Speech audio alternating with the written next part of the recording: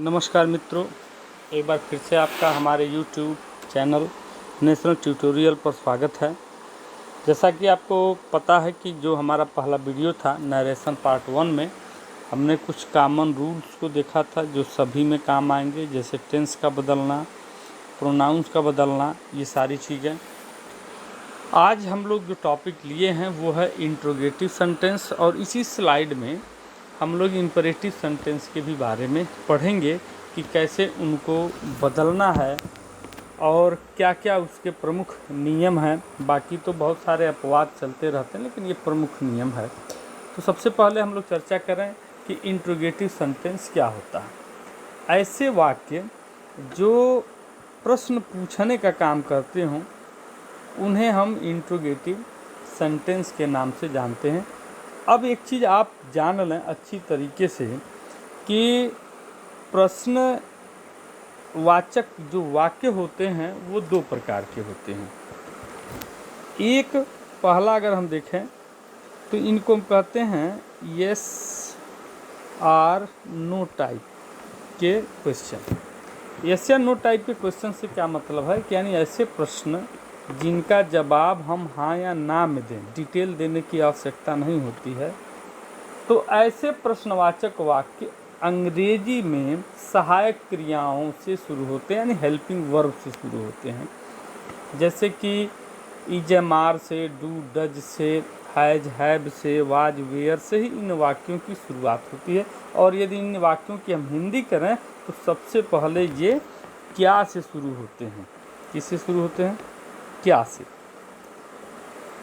दूसरा टाइप का जो प्रश्न होता है, जो प्रश्नवाचक वाक्य होते हैं, उसमें जो प्रश्न आता है उसमें विवरण देने की आवश्यकता होती है, यानी कि इसको सिर्फ हाँ या ना में हम नहीं निपटा सकते।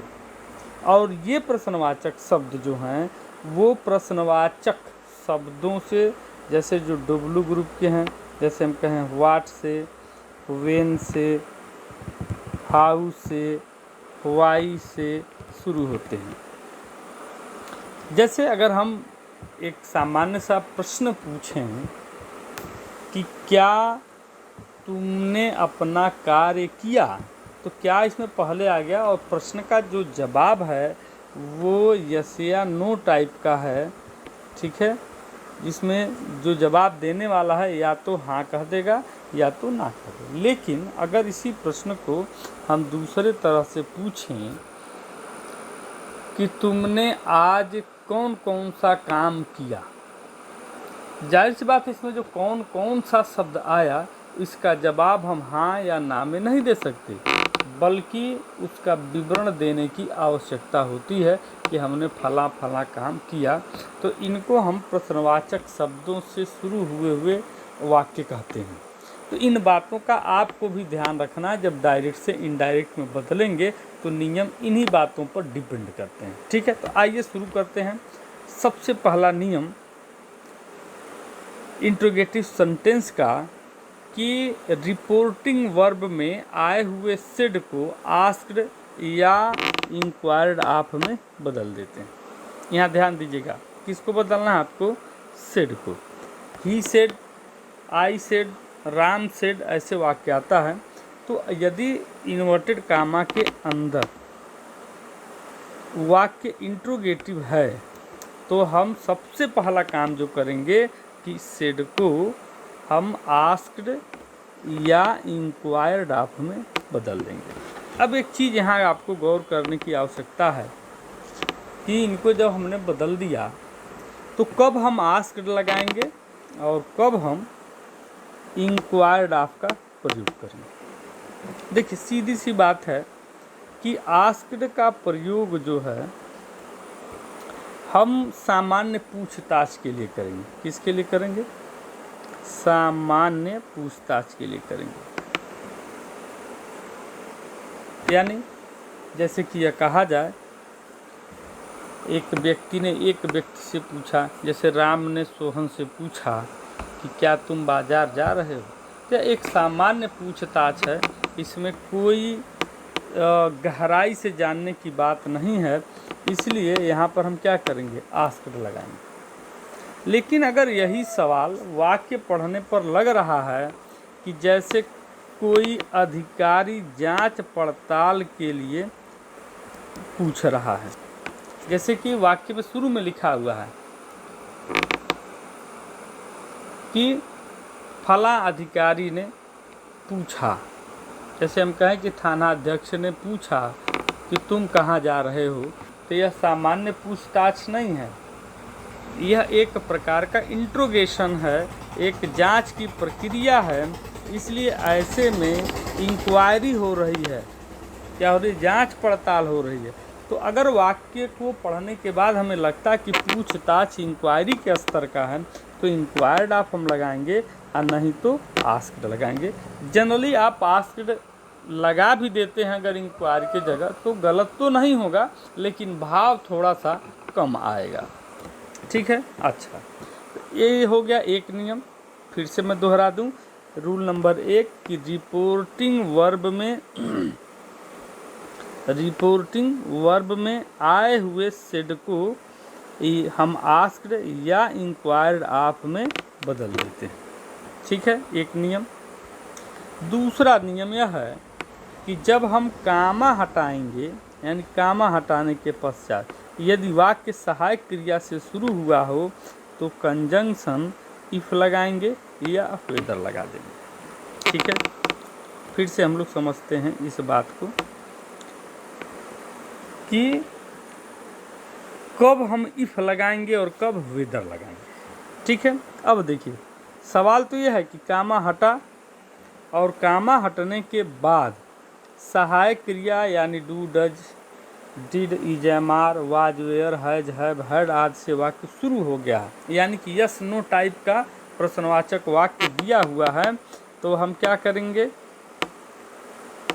तो हम यहाँ कंजंक्शन की जगह पर या तो इफ लगा देंगे या तो वेदर लगा देंगे। अब जैसे आपके मन में यह सवाल उठेगा कि लगाने को तो कोई भी लगाया जा सकता, लेकिन नहीं, थोड़ा अंतर है। इफ का प्रयोग हम कहीं भी कर सकते हैं, लेकिन वेदर के प्रयोग में आपको सावधानी बरतनी होगी। वेदर का प्रयोग हम उस स्थान पे करेंगे जहाँ पूछने वाला विकल्प दे रहा हो। विकल्प क्या दिया रहा, विकल्प।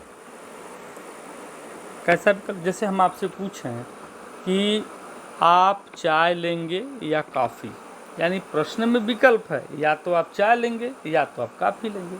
अगर प्रश्न ऐसे पूछा गया हो और वाक्य सहायक क्रियाओं से ही शुरू हुआ हो तो वहाँ वेदर लगाना बेहतर माना जाता है।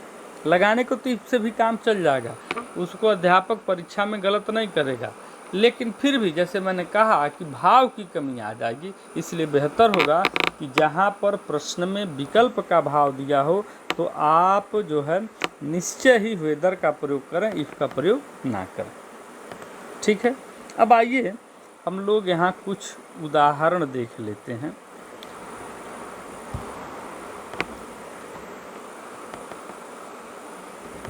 आई said to him are you going. अब आप यहाँ ध्यान से देखिए, मैंने उससे कहा आर यू गोइंग, क्या तुम जा रहे हो।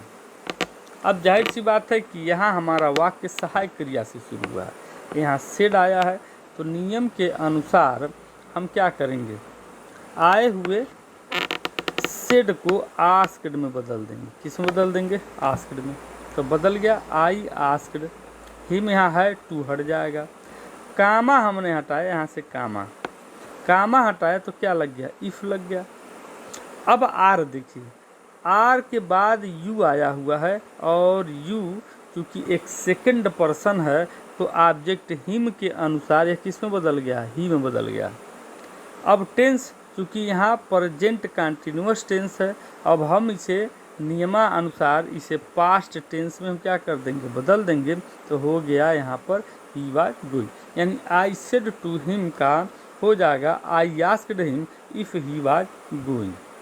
ठीक है, दूसरे वाक्य में को भी थोड़ा सा हम लोग समझने की कोशिश करते हैं। She said to me do you know Sohan. उसने मुझसे कहा क्या तुम सोहन को जानते हो। यहाँ भी जवाब हाँ या ना में ही आने वाला है, इसीलिए यहाँ सहायक क्रिया से शुरू हुआ। तो पहला काम सी, तो खैर हमारा सी रहेगा, यहाँ हम सेड को आस्क्ड में बदल देंगे क्योंकि प्रश्न पूछा जा रहा है। टू हट जाएगा, सीधे मी लिख दिया जाएगा। कामा हटा तो यहाँ वेदर लग गया। क्या लग गया? वेदर, क्योंकि यहाँ थोड़ा सा विकल्प का भाव है तो इसलिए यहाँ वेदर लग गया। अब यहाँ देखिए यू मी के अनुसार आई में बदल गया और यह चूँकि पास्ट इंडेफिनिट टेंस था तो प्रेजेंट इंडेफिनिट टेंस था तो ये पास्ट इंडेफिनिट में बदल गया, इसीलिए नो का यहाँ क्या हो गया? न्यू हो गया। एक चीज़ और आप ध्यान देंगे कि इंट्रोगेटिव सेंटेंस को जब हम बना के इनडायरेक्ट में कंप्लीट करते हैं तो उसे असर्टिव में बदल देते हैं, यानी कि लास्ट में क्वेश्चन मार्क नहीं लगेगा। प्रश्नवाचक जो चीज़ें हैं वो असर्टिव में क्या हो जाएंगी? बदल जाएंगे। देखिए वेदर लगने के बाद यहाँ आई पहले आ गया है, सेकेंड फॉर्म आ गया है, सोहन आ गया, यानी यह वाक्य असर्टिव में बदल दिया गया। तो ये भी आप याद रखेंगे, यह नियम भी लिखवाया जाता है जब ऑफलाइन हम लोग पढ़ाते हैं कि यदि वाक्य प्रश्नवाचक से हम जब उसको इनडायरेक्ट में बदलते हैं तो कंजंक्शन लगाने के बाद वाक्य को असर्टिव में बदल देते हैं। असर्टिव माने, असर्टिव मीन्स क्या हुआ? असर्टिव का तात्पर्य होता है सकारात्मक या स्वीकारात्मक वाक्यों में इसे हम क्या करते हैं? बदल देते हैं। ठीक है, अब ध्यान दीजिए दूसरे में। He said to me, did you lend me your book? उसने मुझसे कहा कि क्या तुम मुझे अपनी किताब दोगे? तो अब देखिए फिर सेड को आस्क में बदल दिया गया, टू हट गया, मी आ गया, क्वेश्चन मार्क यहाँ चूँकि डिड से शुरू हुआ था तो यहाँ फिर कंजंक्शन वेदर लग गया। अब यू है मी के अनुसार आई में बदल गया और ये पास्ट इंडेफिनिट टेंस था। हमने आपको पिछले वीडियो में बताया था कि हम पास्ट इंडेफिनिट टेंस को पास्ट परफेक्ट टेंस में बदल देते हैं, इसलिए यहाँ पर क्या हो गया? हैड हो गया। और हैड चूँकि के साथ क्रिया की थर्ड फॉर्म आती है इसलिए लेंड का लेंट हो गया। और मी चूँकि मी के अनुसार है तो यहाँ मी छूट गया है लिखते वक्त, और योर का यहाँ क्या हो गया? माई हो गया है, और बुक का तो खैर बुक है। यहाँ आप बढ़ा लेंगे कि did you lend me your book, तो हो गया asked me whether I had lent my book. ठीक है, लेंट हिम यहाँ छूट गया है, हिम आप बढ़ा लेंगे। ठीक है, लेंट हिम माई बुक, क्योंकि मी जो है ही के अनुसार यहाँ ध्यान देंगे हिम में बदल जाएगा। ठीक है, तो हिम यहाँ प्लीज़ आप इसमें जोड़ लीजिएगा, यहाँ छूट गया, इसके लिए मैं माफ़ी भी चाहता हूँ। ठीक है, क्योंकि स्लाइड जब बन रहा था तो उसमें ध्यान नहीं गया होगा और मैंने वीडियो बनाना शुरू कर दिया था यहाँ पर। ठीक है, अब देखिए, तो अब उम्मीद करता हूँ कि आप उदाहरणों से बिल्कुल अच्छी तरीके से समझ गए होंगे कि कैसे कैसे बदल रहा है।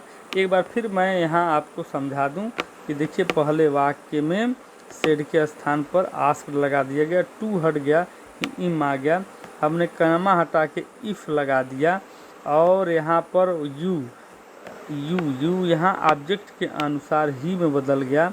ठीक है, पास्ट टेंस में इज आर का वाज हो गया, यहाँ पर आर जो है वाज में बदल गया, गोइंग रह गया। ठीक है, तो हो गया है यहाँ पर आप ध्यान से देखें कि I asked him are you going, तो ये क्या हो गया? I asked him if he was going.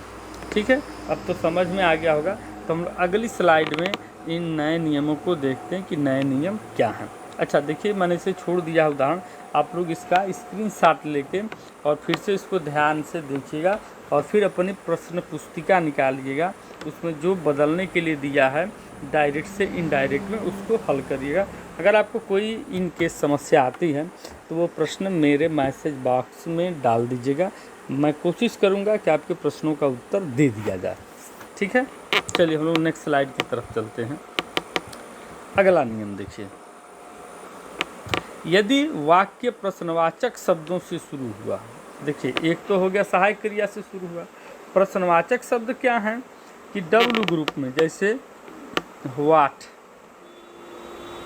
Who, why, when आदि, जितना भी डब्लू ग्रुप है हाउ वगैरह सब इसमें आ जाएगा, क्योंकि इन प्रश्नों का उत्तर देने के लिए आपको डिटेल की आवश्यकता होती है। किसकी आवश्यकता होती है? डिटेल की। तो यहाँ ध्यान से देखेंगे, यदि वाक्य प्रश्नवाचक शब्दों से शुरू हुआ तो हम क्या करेंगे? कामा हटाने के पश्चात उसी प्रश्नवाचक शब्द को ही हम क्या करेंगे? कंजंक्शन बना देंगे। यानी व्हाट आया है तो व्हाट को ही कंजंक्शन बना देंगे, व्हाई आया है तो व्हाई को ही कंजंक्शन बना देंगे, हु आया है तो हु को ही कंजंक्शन हम क्या करेंगे? बना देंगे। और याद रखिए कि बाकी जितने भी नियम है जो हमने पहली स्लाइड पढ़ी थी असर्टिव सेंटेंस, उसमें टेंस बदलने का नियम, प्रोनाउन बदलने का नियम, निकटता सूचक शब्दों को बदलने का नियम, सब के सब इसमें क्या होंगे? लागू होंगे। इस बात का आपको ध्यान में रखना है। ठीक है, आइए एग्जाम्पल देखते हैं। कह रहा कि I said to her who are you and where are you coming. ठीक है, अब यहाँ देखिए दो प्रश्नवाचक वाक्य एक ही साथ आपको एंड के साथ दे दिए गए। तो हम यहाँ मान लेंगे कि सेड को किस में बदलना है? आस्क में। हो गया आई आस्क्ड, टू हट गया, हर हो गया। कामा हटा तो चूंकि यहाँ पर प्रश्नवाचक शब्द क्या? हु, और नियम हमारा कह रहा है कि हु को ही हम क्या करेंगे? कंजंक्शन बना देंगे। तो यहाँ हु को हमने क्या बना दिया? कंजंक्शन। अब देखिए, अब यह प्रश्न पूछने का काम नहीं कर रहा, दो वाक्यों को जोड़ने का काम कर रहा है। जब यही हु प्रश्न पूछ रहा था तो हु के ठीक बाद सहायक क्रिया आया था और ये उसका सब्जेक्ट आया था। लेकिन जब इसे असर्टिव में चेंज करेंगे, क्योंकि अब हु एक कंजंक्शन है, यह एक इंट्रोगेटिव प्रोनाउन अब नहीं रहा, अब यह कंजंक्शन हो गया, इसलिए हम कर्ता को पहले ले आएंगे। तो यू हर के अनुसार, यहाँ देखिए यू जो है हर के अनुसार ऑब्जेक्ट के अनुसार सी में बदल गया है। टेंस आर बदला है तो वाज हो गया, बाकी सारी चीज़ें वैसी। आई asked her who she was and, फिर वेयर भी दूसरा वाक्य उसका कंजंक्शन हम लोगों ने बना लिया। फिर यू के हर के अनुसार यू को सी में बदल दिया, और यहाँ पास्ट प्रेजेंट टेंस से पास्ट टेंस को यानी आर को हमने फिर यहाँ वाज में बदल दिया, और कमिंग फ्रॉम तो खैर कमिंग फ्रॉम रहेगा ही रहेगा। तो हो जाएगा आई आस्क्ड हर, आई यहाँ देखिए who are you and where are you coming from. अब देखिए I asked her who she was and where she was coming from. ठीक है, समझ में आ गया? एक बार फिर से देख लेते हैं ताकि आपको नया वाक्य बनाने में सुविधा हो। देखिए आई को आई ही रहने दिया गया, सेड को आस्क्ड में बदल दिया गया, हर लिख लिया गया, कामा हटाने के बाद इसी हु को यहाँ और वेयर को यहाँ कंजंक्शन बना दिया गया। ठीक है, अब यू को सी के अनुसार यू को हर के अनुसार सी में बदल दिया गया। यहाँ प्रेजेंट टेंस था, यहाँ पास्ट टेंस के लिए वाज लगा दिया गया। तो हो गया I asked her who she was and where she was coming from.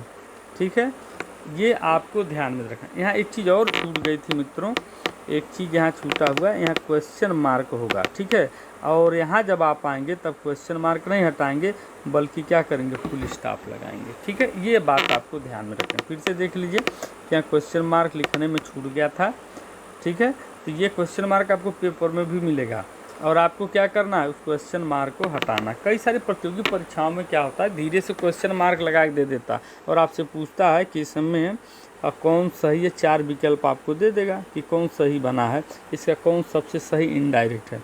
तो जल्दी जल्दी में आप देखते हैं और क्वेश्चन मार्क लगा रह गया तो फिर वाक्य आपका क्या हो जाएगा? गलत हो जाएगा, क्योंकि जब हम इनडायरेक्ट में बदल देंगे तो सभी वाक्य असर्टिव हो जाते हैं।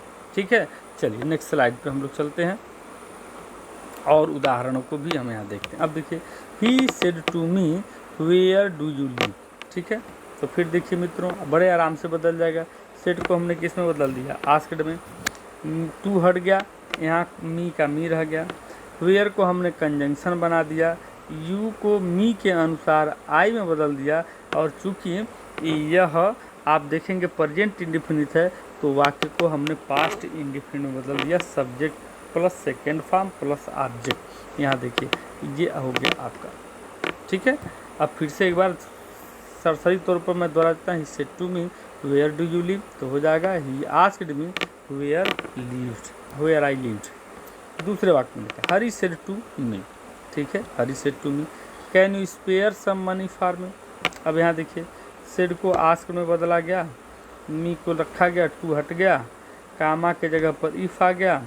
ठीक है, अब देखिए यहाँ चूँकि कैन आया हुआ और यू जो है मी के अनुसार आई में बदल गया, तो हो गया यहाँ आई।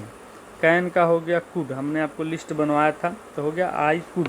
अब बाकी लिखें spare some money for me, तो यहाँ चूँकि आई मी है तो मी हरी के अनुसार किस में बदल जाएगा, हिम में बदल जाएगा। ठीक है, तो यहाँ पर क्या हो जाएगा कि Hari said to me can you spare some money for me, हो जाएगा he asked me if I could spare some money for him, full stop हो जाएगा यहाँ पर। ठीक है, समझ में आई बात। अब हम लोग अगले ये सब स्क्रीनशॉट आप लेते रहिए ताकि उदाहरण को देख करके आप अभ्यास करिएगा अपनी कॉपी पर। और यदि कोई वाक्य आपको लगता है कि मिस हो गया है या कोई अद्भुत वाक्य आ गया है जिसमें कुछ अपवाद वगैरह हो, तो उसको आप सेंड करिएगा, मैं आपको कमेंट बॉक्स में वो सारी चीज़ें बता दूंगा। ठीक है,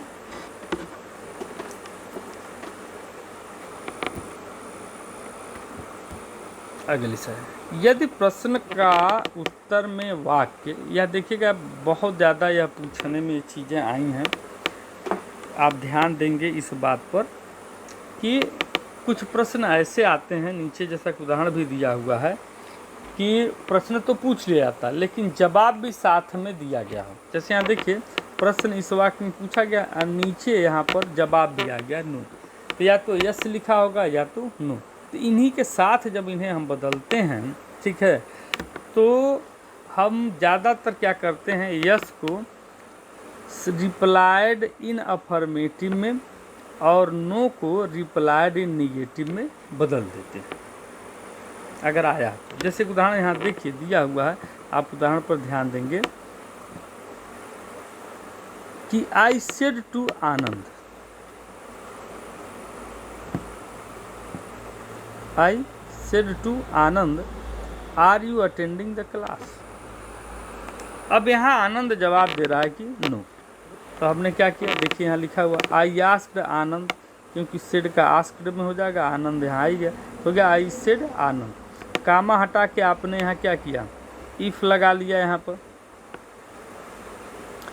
अब देखिए यू को आनंद थर्ड पर्सन एक वचन है तो उसको ही में बदल दिया गया, आर था वाज हो गया, अटेंडिंग का अटेंडिंग द क्लास का क्लास, तो इसमें हो गया I asked Anand if he was attending the class, दिया हुआ। ठीक, अब यहाँ ध्यान देने योग्य बात है कि जो मूल नियम इसमें जिस बात की चर्चा की गई है कि यस नो, तो यहाँ देखिए नो आया हुआ है, एक नो आया हुआ है, तो यहाँ हो गया आनंद रिप्लाइड इन निगेटिव, आनंद ने अपना जवाब जो है नकारात्मक में दिया। इसको हम दूसरे तरीके से भी देख सकते हैं। कैसे देख सकते हैं, देखिए कि यदि यही वाक्य हमको जो है बदलना हो फिर से, तो क्या करेंगे हम, अगर सीधे सीधे, तो इसका दूसरा उपाय है कि आनंद रिप्लाइड दैट, ठीक है, अब पूरा वाक्य यहाँ दोहरा, he was not attending the college, या तो पूरा वाक्य लिख दीजिए। ठीक है, कि Anand was not attending the college class, क्योंकि नो दिया हुआ, या तो पूरा लिख दीजिए अपने पास से। लेकिन चूंकि पूरा लिखने का कोई मतलब नहीं, शॉर्ट में जब हमारा काम चल सकता है तो हम फिर पूरा लिखने की चर्चा क्यों करें। ठीक है, तो इसलिए पूरा लिखने की ज़रूरत अगर आपको लगती है तो लिखिए कि आनंद रिप्लाइड दैट, ठीक है, ही was not attending the college, sorry class, attending the class. और दूसरी बार में हम अगर ऐसे बदलना चाहें तो आस्क्ड की जगह पर आस्क के साथ यहाँ रिप्लाइड और निगेटिव लगा के काम को ख़त्म कर देंगे जब भी आ गया। अगर मान लीजिए यहाँ यस दिया होता, क्या दिया होता यस, तब हम यहाँ क्या लिखते, आनंद रिप्लाइड इन अफर्मेटिव, तब ये लगा देते।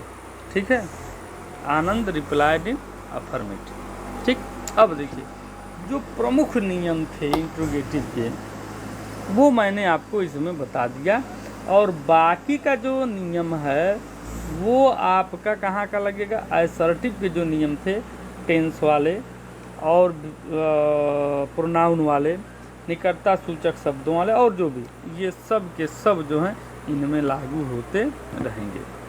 ठीक है, उम्मीद करता हूँ कि आपको अच्छे से समझ में आ गया होगा। तो वीडियो देखने के बाद इसे लाइक करें, और अगर चैनल को हमारे आपने सब्सक्राइब नहीं किया तो सब्सक्राइब करें, ताकि अगली वीडियो जब भी डाली जाए तो वो आप तक ज़रूर पहुँचे। ठीक है, अब हम लोग दूसरा सेगमेंट लेते हैं इम्परेटिव सेंटेंस का। ठीक है, कि इम्परेटिव सेंटेंस क्या होता है और इसमें किस किस तरह से नियम है कि हम उनको बदल देंगे। सबसे पहले इम्परेटिव सेंटेंस पर ही हम क्या करें, चर्चा कर लें कि जब वाक्य में, आप ध्यान दें, जब वाक्य में आज्ञा, परामर्श, ठीक है, प्रार्थना आदि प्रकट किया गया हो तो उस वाक्य को हम क्या कहेंगे, आज्ञा सूचक वाक्य या इम्परेटिव सेंटेंस कहते हैं। यानी या तो आदेश दिया गया, ऑर्डर, या एडवाइस दिया जा रहा हो, या रिक्वेस्ट किया जा रहा हो, ऐसा कुछ भाव यदि प्रकट होता है तो उसे हम क्या कहेंगे, इम्परेटिव सेंटेंस या आज्ञा सूचक वाक्य कहेंगे। तो आइए देखते हैं कि आखिर इसको बदलने के नियम क्या। बड़ा ही आसान है, अगर थोड़ा सा भी आपने ध्यान दे दिया तो देखिए कम से कम आपके 4 नंबर यूपी बोर्ड में पक्के के पक्के। साथ ही आज टीजी पीटीटी की परीक्षा देते हैं तो वहाँ भी कम से कम 3 से 4 क्वेश्चन तो निश्चित तौर पर आ ही जाता है। यही हाल एसएससी वालों में भी है कि 2-3 प्रश्न नरेशन से हर साल आते ही आते हैं। ठीक है, तो आप इसको ध्यान देंगे कि कहीं गड़बड़ न हो जाए, ताकि जो हम लोग मेहनत कर रहे हैं वो सार्थक हो। ठीक है, और बहुत ज़्यादा आपको अपवादों में पढ़ने की आवश्यकता नहीं है, खास करके यूपी बोर्ड वालों को।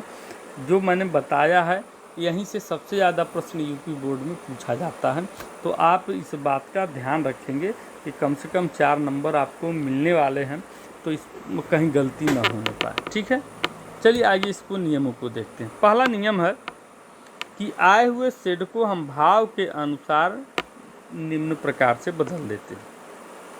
ठीक है, अब जैसे देखिए, यदि वाक्य में आज्ञा दी जा रही हो तो हम शेड को या तो ऑर्डर्ड में बदल देंगे या तो फिर कमांडेड में बदल देंगे। ठीक है, कहाँ आज्ञा लगाएंगे, जैसे जनरली कोई आदेश दे रहा है, जैसे माता ने अपने बच्चे को आदेश दिया, ये कर दो, वो कर दो, यहाँ बैठ जाओ, वहाँ, तो ये सामान्य, तो टीचर भी सामान्य आदेश देता है। आदेश में आर्डर का मतलब जब आता है, देखिए थोड़ा सा यहाँ शब्दों का हेर फेर है। आर्डर प्रायः उन जगहों पर लगाया जाता है जहाँ पर आपने आदेश को सुना, आप उस कार्य को आगे पीछे कर सकते हैं। कार्य होना है लेकिन तत्काल नहीं, आप मना भी कर सकते हैं उस काल के लिए। लेकिन जब कमांड शब्द का प्रयोग होता है तो मतलब कि वो कार्य करना ही करना है। जैसे आप देखिए सेना में कमांडर होता है, उसने आदेश दिया कि लड़ाई होनी चाहिए, तो आप वहाँ से भाग नहीं सकते क्योंकि वो कमांड दिया है आपको। आर्डर की बात तो अलग है। तो जहाँ आपको ऐसा लगे कि आर्डर में बाध्यता दिखाई दे रही है तो प्रायः आप लोग कमांडेड का प्रयोग करिए, नहीं तो सामान्यतः आर्डर का प्रयोग ही करते रहिए। ठीक है, कुछ लोग कहते हैं दोनों इस्तेमाल कर लीजिए, लेकिन नहीं, मैं यहाँ आपको कहूँगा कि जहाँ आपको लगे कि यहाँ पर जबरन आदेश को पालन करवाया जा रहा है, वहाँ से भागने का, उस काम से हटने का कोई दूर दूर तक चांस नहीं है, तब हम किसका प्रयोग करेंगे, कमांड का। तो वाक्य जब पढ़ेंगे उसका अर्थ निकालेंगे तो आपको खुद ब खुद पता चल जाएगा। सुझाव में इसी प्रकार से है, तो सजेस्टेड में, एडवाइज्ड में, आस्क्ड में हम क्या करेंगे, बदल देंगे। इसी प्रकार से यदि प्रार्थना की जा रही तो रिक्वेस्टेड में, प्रेड में, बेग्ड में, इम्प्लॉर्ड में, इंट्रीटेड में हम क्या करेंगे, बदल देंगे, जैसा जिसका भाव रहेगा। अब यहाँ देखिए सजेस्टेड मने भी, एडवाइज्ड मने भी और कंसल्ट मने भी होता है सलाह लेना देना। ठीक है, तो अगर आप किसी को सलाह दे रहे हैं तो जनरल एक होता है जनरल सलाह देना, जिसको हम लोग सुनते तो हैं मानते नहीं।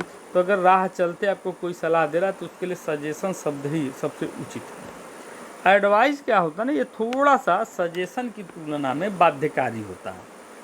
ठीक है, जो हाँ उसको आपको कहीं ना कहीं एक प्रकार से मानना है।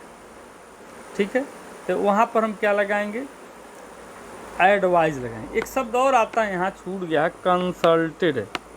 कंसल्ट माने हम जाते हैं कंसल्ट करते हैं, एडवाइज लेते हैं, यह बाध्यकारी होता है। जो कंसल्ट दिया जाता है, देखिए डॉक्टर आपको हमेशा कंसल्ट करता है, एडवाइज नहीं करता, पर्ची पे कंसल्ट कर देता।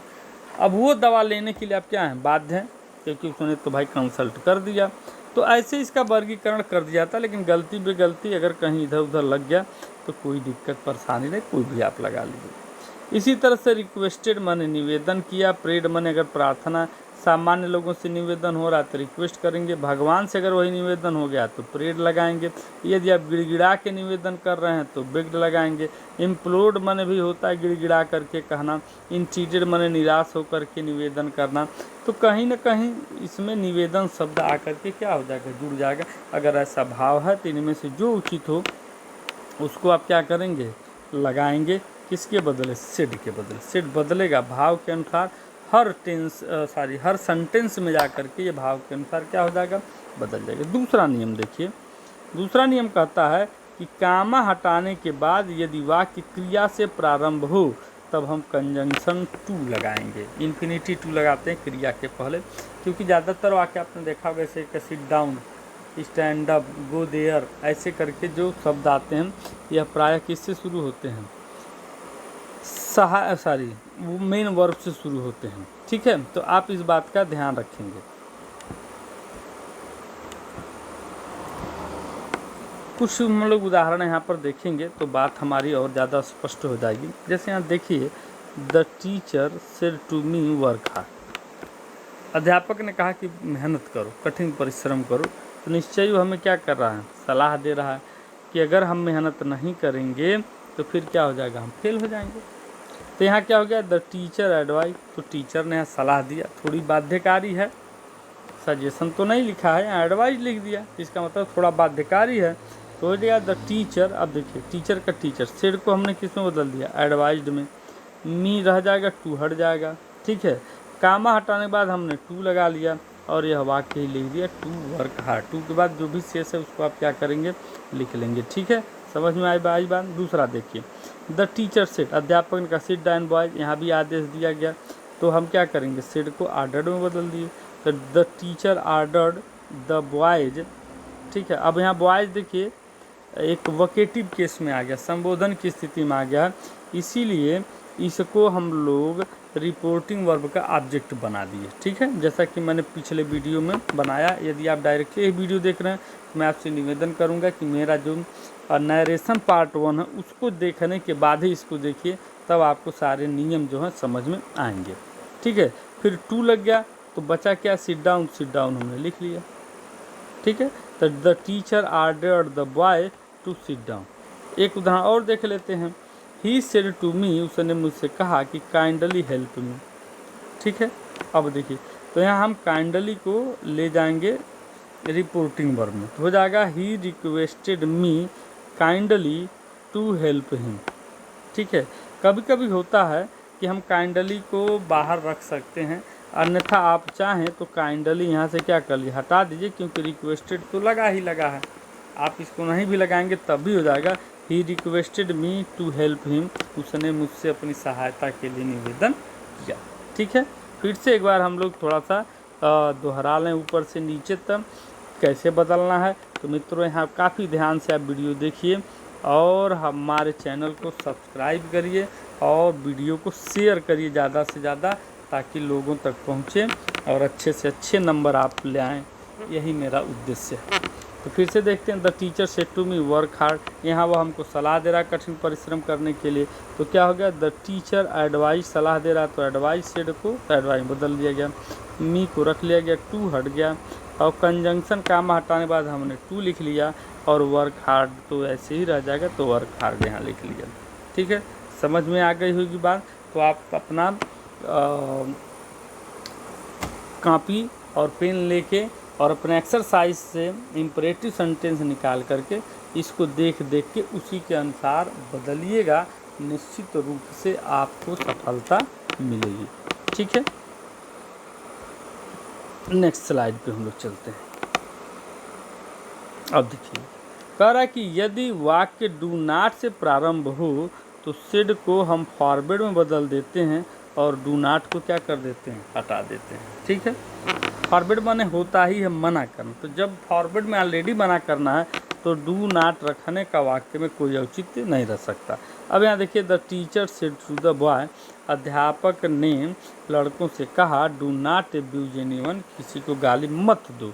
तो जब मत दो यानी नकारात्मक भाव है तो हम यहाँ सेड को किस में बदल देंगे, फॉरबिड में बदल देंगे। किस में बदल देंगे, फॉरबिड में। ठीक है, तो क्या हो गया, the teacher forbid the boy.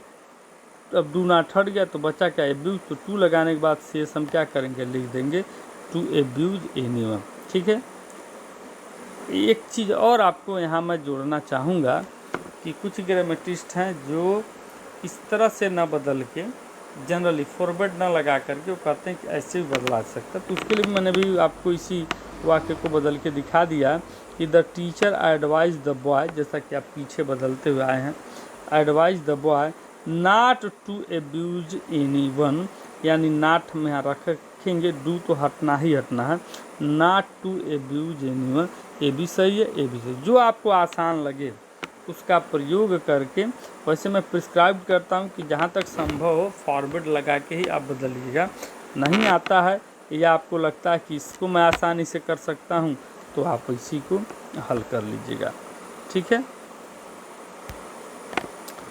अब एक वाक्य और देखते हैं। अगला नियम कि जब वाक्य में नेभर आया हो तो नेभर के ठीक बाद टू लाते हैं। नेभर के ठीक बाद टू लाते हैं। ठीक है, ये याद रखें, नेभर नहीं हटेगा। आपने देखा कि नॉट हट गया या उसके पीछे हम लोग देखा नो हट गया, लेकिन नेभर नहीं हटेगा। The teacher said to the student, अध्यापक ने स्टूडेंट से कहा कि नेवर वेस्ट योर टाइम, कभी भी अपना समय बर्बाद मत करिए। अब क्या हो जाएगा कि द टीचर एडवाइज, यहाँ क्योंकि उन्होंने सलाह दिया भाई समय बर्बाद मत करिए, तो यह सलाह मानी जाएगी। ठीक है, क्या मानी जाएगी, एडवाइज, सलाह मानी जाएगी। किसको दिया, स्टूडेंट को दिया। नेभर को हम जस का तस लिख लेंगे और जो हमारा नियम था कि टू हम लगाएंगे तो टू लगा लिया गया। बाकी इसके बाद योर को स्टूडेंट के अनुसार हिज में बदल दिया गया है, तो हिज हो गया, टाइम का टाइम हो गया। तो क्या हो गया, the teacher advised the student never to waste his time. ठीक है, आसान लग रहा है कि नहीं लग रहा। अब अगली स्लाइड हम देखते हैं, अगले नियम को भी देखेंगे कि जब रिक्वेस्टेड शब्द का हम प्रयोग करते हैं तो अगर इन्वर्टेड कामा के अंदर सर आया हो, प्लीज आया हो या काइंडली, जैसा मैंने अभी कहा कि काइंडली आप चाहें तो वहाँ से क्या कर सकते हैं, हटा सकते हैं, कोई दिक्कत नहीं। काइंडली रखें न रखें, या तो फिर उठा के आप रिपोर्टिंग वर्ब में रख ली। तो मैंने वाक्य को क्या किया, रिपोर्टिंग वर्ब में रख लिया। रिपोर्टेड स्पीच को हम इसमें रख नहीं सकते यदि हमने रिक्वेस्टेड लगा दिया तो। अब यहाँ देखिए, the student said to the teacher, अध्यापक विद्यार्थी ने अध्यापक से कहा कि सर मार्क मी प्रेजेंट, यानी सर आ गया यहाँ पर। तो जब हम वाक्य बनाएंगे तो इस सर शब्द को हम क्या करेंगे, पूरी तरीके से हटा देंगे। ठीक है, क्योंकि टीचर शब्द ऑलरेडी उसके लिए आया हुआ है, तो हमें यहाँ सर रखने का कोई मतलब नहीं। इसलिए जब इसको बदला गया कि the student requested the teacher to mark him present. ठीक है, एक बार फिर से मैं मिटा के दिखा देता हूँ कि द स्टूडेंट रिक्वेस्टेड, सेड को रिक्वेस्ट में बदल दिया गया है, टू द टीचर, सर हट गया। ठीक है, हमने टू लगाया, बाकी सब वैसे के वैसे लिए टू मार्क हिम प्रेजेंट। ठीक है, दूसरा आगे, Ram said to Shyam kindly help me, यहाँ काइंडली शब्द रिक्वेस्टेड बनाया गायब हो गया, तो सिर्फ क्या बचा, राम रिक्वेस्टेड श्याम। अब काइंडली हट गया, टू हेल्प, और मी को श्याम के अनुसार, राम के अनुसार उसे हिम में बदल दिया गया, तो हो गया Ram requested Shyam to help him. ठीक है, इसको बार बार आप रिपीट करके देख के और आराम से बनाएंगे। मुझे पूरा भरोसा है कि आप नरेशन बना सकते हैं और नंबर बेहतर कर सकते हैं अपना। ठीक है, अगली स्लाइड हम लोग देखें। यदि रिपोर्टेड स्पीच में इफ से प्रारंभ होने वाले क्लाज में सलाह का भाव हो तो इनडायरेक्ट में शुड का प्रयोग अच्छा माना जाता है, यानी अच्छा है। आप भूल जाते हैं शुड को इस्तेमाल करना तो कोई बात नहीं है, लेकिन शुड अगर लगा रहे हैं तो ये आपके लिए बेहतर होगा कि वाक्य और बेहतर हो जाएगा। जैसे यहाँ देखिए कि माई मदर सेड, मेरी माँ ने कहा, इफ़ यू सफ़र, देखिए शर्त आ गई यदि इफ़ से शुरू हुआ था। If you are suffer from cold and cough consult a doctor surely. तो माता जी यहाँ सलाह दे रही हैं, तो यहाँ तो हो गया एडवाइज, माई मदर एडवाइज, क्योंकि हमने लिख लिया। मी मतलब मुझे ही दे रही हैं, मी है नहीं मतलब, लेकिन भाव यही है। अब इफ़ यहाँ if I suffered from cold and cough I should consult a doctor sure. तो इसमें आपको कुछ करना नहीं है, इफ़ था तो टू लगाने की कोई ज़रूरत नहीं है, इफ़ को ही बना दिया गया यहाँ पर क्या कंजंक्शन और बना लिया गया। जब इफ़ दिया हुआ हो तो अपने पास से उसमें आप टू मत जोड़िएगा, ठीक है, इफ़ को ही जोड़ दीजिएगा, बाकी चीज़ें जैसे हैं वैसे बदल दी जाएंगी, ठीक है। तो ध्यान रखिएगा कि रिपोर्टेड स्पीच में यदि इफ़ आया हुआ हो तो इफ़ ही एक तो कंजंक्शन का काम करेगा जैसे यहाँ दिखाई दे रहा है, ठीक है। और हम लोग यह ध्यान रखेंगे कि यहाँ जो है, यहाँ जो शुड लगाया गया आई शुड कंसल्ट डॉक्टर श्योरली, तो यहाँ पर शुड लगाना एक अच्छा ग्रामेटिकली है कि आपका वाक्य और बेहतर और शुद्ध माना जाएगा। अब जैसे देखिए कभी कभी एक घपला हो जाता है कि कुछ वाक्य देखने में इंट्रोगेटिव लगते हैं लेकिन वास्तव में वो इम्परेटिव होते हैं। कारण शुरू तो होता है वो ऐसे ही, कई बार क्वेश्चन मार्क भी लगा रहता है क्योंकि प्रश्न पूछा जाता है, लेकिन चूंकि उसमें या तो निवेदन छुपा होता है उस काम में या तो आदेश छुपा होता है, जिससे कि हम भ्रमित हो जाते हैं कि कहीं यह इंट्रोगेटिव सेंटेंस तो नहीं है और हम इंट्रोगेटिव मान के बदल देते, लेकिन भाव को देखना पड़ता है। जैसे वाक्य हम लोग यहाँ देखें, would you please give me your pen, he said to me. कह रहा है कि would you please give me your pen, क्या कृपया, या आपका सेंस क्या आप मुझे अपना कलम देंगे, विनम्रतापूर्वक, कृपया क्या आप मुझे अपना कलम देंगे, ही सेड टू मी, उसने मुझे कहा। यहाँ देखिए रिपोर्टिंग और पीछे लिख दी गई है, इससे कोई नहीं, आप जैसा बनाते हैं वैसा ही बनाएगा। ही सेड, तो सेड यहाँ निवेदन कर रहा है, तो सेड को किसमें बदल दिया है, रिक्वेस्टेड में। मी ऑलरेडी इसमें था यहाँ मी, तो मी यहाँ रह गया, तो हो गया he requested me to give him my pen, ठीक है।